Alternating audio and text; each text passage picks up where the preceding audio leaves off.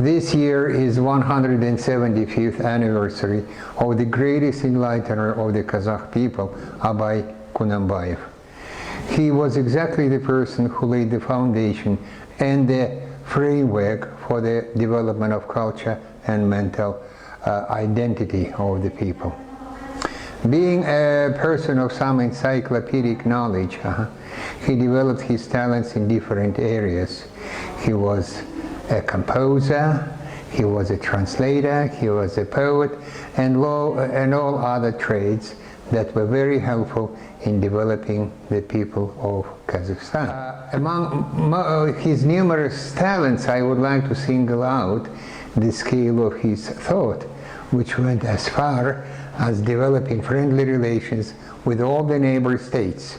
He saw the obvious difference between the settled and nomadic way of life, and he saw the great potential in merging the talents and technologies developed by these people. His special priority was the drawing closer with the Russian culture. It went as far as staging in the Kazakh steppe the masterpiece of Pushkin, Yevgeny Onegin. Being in touch with Russia, it was seen by Abay as the bridge to the updated civilization with the challenges and opportunities for growth. We as Kazakh-American University welcome in a big way the decision of our government to celebrate the jubilee of the greatest enlightener of Kazakhstan, Abay Kунанбаев.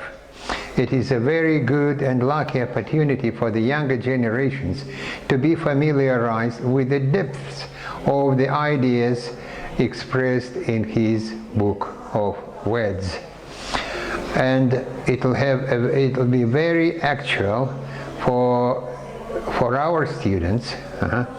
So because all the virtues developed by and generated by Abay are still there, which is labor, decency, honesty, resistance to corruptions and extremism.